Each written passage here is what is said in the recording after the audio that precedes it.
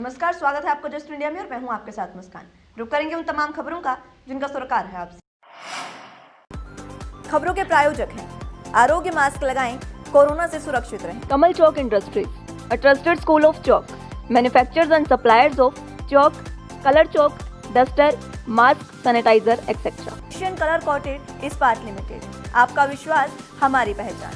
मेडिफिर international, taken a step to keep you safe from corona virus. रंच किया showroom in Rohtak and Bahadurgarh.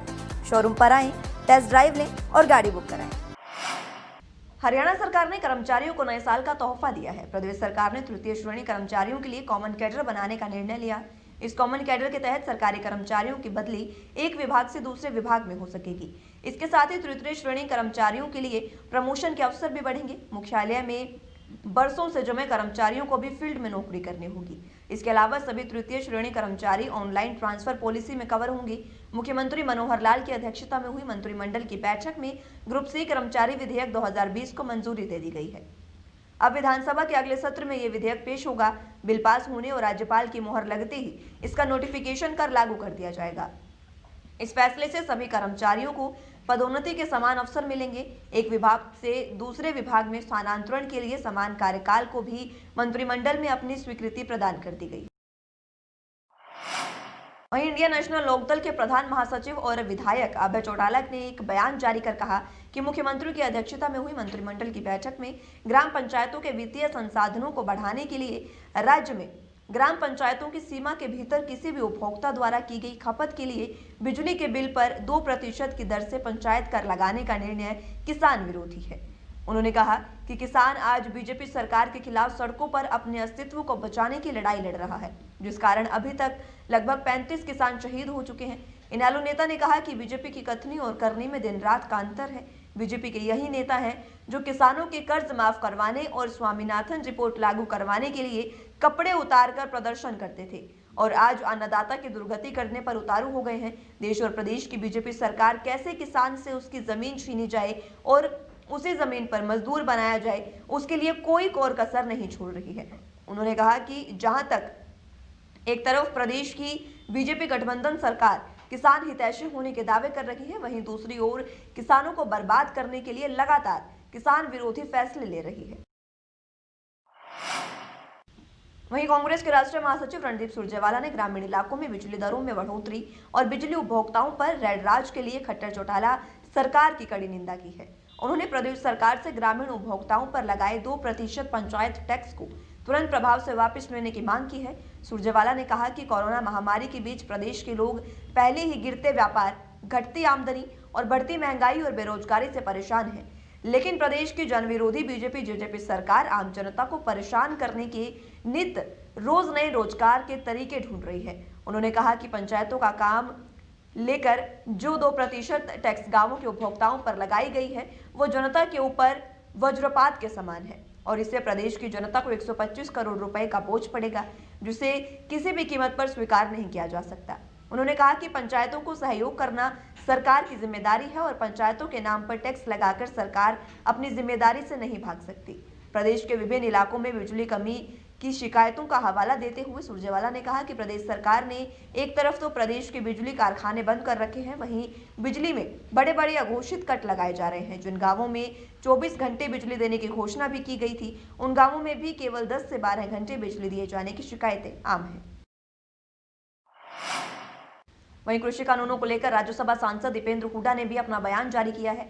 बोलते हुए उन्होंने सरकार को बड़ी नसीहत दे डाली है। उन्होंने कहा है कि अपनी आवाम से बात करने में कोई छोटा नहीं होता। इसी के साथ दीपेंद्र हुड्डा ने कहा कि शासक का फर्ज होता है कि प्रजा की आवाज सुनी जाए, साथ ही पीएम को किसानों की बात सुननी चाहिए, ये भी दीपेंद्र हुड्डा ने कहा।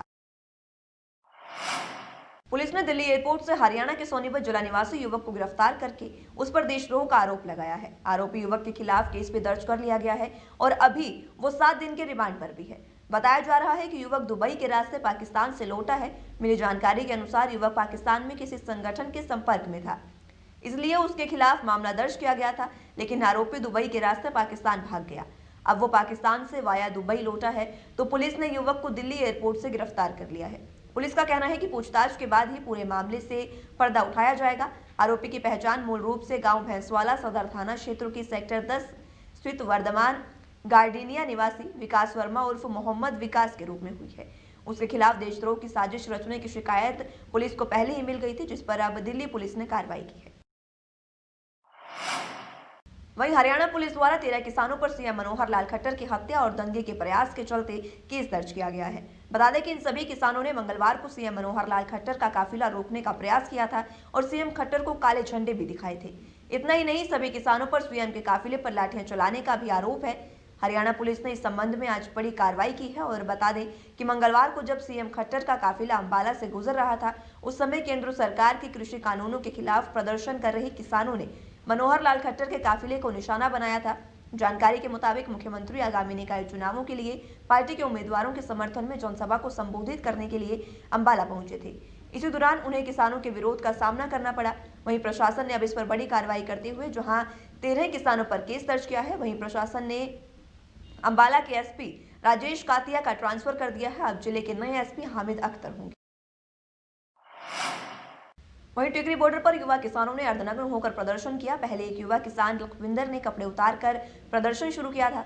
अब लगातार कपड़े उतारकर प्रदर्शन करने वालों की संख्या बढ़ती जा रही है। किसानों ने टिकरी बॉर्डर से बाईपास तक अर्धनग्न होकर प्रदर्शन किया। किसानों का कहना है कि तीनों कृषि कानूनों के रद्द होने तक प्रदर्शन जारी रहेगा। उन्होंने कहा कि सड़कों पर आतंकवादी और खालिस्तानी नहीं, किसान बैठे हैं। आतंकवादी होते तो दूसरों का नुकसान करते, जबकि किसान खुद को कष्ट दे रहा है। गौरतलब हो कि किसान पिछले कई दिनों से 3 कृषि कानूनों के खिलाफ प्रदर्शन कर रहे हैं। आए दिन हजारों किसान प्रदर्शन से जुड़ रहे हैं। ऐसे में सरकार पर लगातार दबाव बढ़ता जा रहा है। वहीं हरियाणा के किसानों को समर्थन देने के लिए महिलाएं भी प्राचीन वेशभूषा घाघरा, कुर्ती और चुंदड़ी में पहुंची। 2 ट्रॉलियों में महिलाएं हरियाणवी वेशभूषा में पहुंची, जहां घाघरा चुंदड़ी पहनकर आई संतोष ने बताया कि हमारे घर बारी 27 दिन से धरने पर बैठे हैं। सरकार जुल्म कर रही है। जब खेत नहीं बचेंगे तो सरकार भला कैसे करेगी। उन्होंने परिवार से अलग होकर मोदी की पार्टी को वोट दिया था।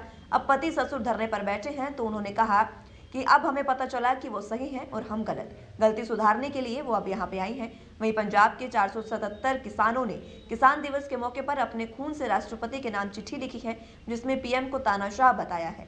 देश में बीजेपी सरकार भंग करने की मांग की गई है। सरदार मनजीत सिंह ने कहा कि किसानों ने खून से चिट्ठी लिखकर राष्ट्रपति रामनाथ कोविंद से देश में राष्ट्रपति शासन लगाने की मांग की है। वहीं प्रदेश में कोरोना संक्रमण 6 माह पुरानी स्थिति में आ गया है। जून के आखिरी सप्ताह में कोरोना के केस 500 के आसपास मिल रहे थे। अब पिछले 3 दिनों से भी औसतन इतने ही केस मिल रहे हैं। सक्रिय मरीज उस वक्त 6000 से कम थे, अब फिर से ये घटकर 6000 के कम रह गए हैं। जून के बाद ही मरीजों की संख्या तेजी से बढ़ने लगी थी। अब नवंबर के आखिरी सप्ताह से ये लगातार घट रही है। पिछले 24 घंटे में राज्य में 528 नए मरीज मिले हैं, जबकि 647 ठीक हुए हैं। 8 मरीजों की इस दौरान मौत हो गई है। अब तक कुल 2,59,902 संक्रमितों में से 2,51,149 यानी 96.63% कोरोना से जंग जीत चुके हैं। 2,852 लोगों की जान जा चुकी है। अब 5,901 सक्रिय मरीज बचे हैं। प्रदेश के स्वास्थ्य मंत्री अनिल विज के स्वास्थ्य में भी सुधार लगातार जारी है। उन्हें आईसीयू से वार्ड में शिफ्ट कर दिया गया है। डॉक्टरों की टीम लगातार उनके स्वास्थ्य पर नजर रखे हुए। वहीं जम्मू कश्मीर और शिमला में हो रही बर्फबारी से फरीदाबाद काफी ठंडा हो गया है। बुधवार को न्यूनतम तापमान में मंगलवार की तुलना में 1 डिग्री की गिरावट दर्ज की गई। बुधवार को न्यूनतम तापमान 4 डिग्री और अधिकतम तापमान 21 डिग्री सेल्सियस दर्ज किया गया है। मौसम में उतार चढ़ाव लगातार जारी है। दिन में तेज धूप खिलने से लोगों को ठंड से राहत मिलती है, लेकिन सुबह शाम कड़ाके की ठंड के कारण परेशानी लगातार बढ़ रही है। बुधवार को भी दिन की शुरुआत कोहरे के साथ हुई। सुबह 9 बजे तक कोहरा रहा। सर्द हवा भी चलती रही, जिससे घरों से बाहर निकलने में लोगों को काफी दिक्कतें हुई। खबरों के प्रायोजक थे Kamal chalk industries, a trusted school of chalk, manufacturers and suppliers of chalk, colour chalk, slate pencil, duster, dustless chalk, housekeeping material, mask, sanitizer, hand wash. Office number 201, first floor, town centre mall, D park, model town, Rohtak. Corona महामारी से लड़ने के लिए आरोग्य mask लाया है आपके लिए सबसे आधुनिक मास्क। इसके साथ ही आपको मिलेगी आधुनिक पीपीई किट, वो भी बहुत ही सस्ते रेट पर। contact@arogyamask.com पर जाएं और हमसे संपर्क करें या फिर www.arogyamask.com से जुड़ें। इसके साथ ही आप हमें कॉल कर सकते हैं। हमारा पता है Anand international, plot number 181, Panipat, Haryana. Be Fast Fit, India's fastest growing fitness chain, now at Rohtak D Park.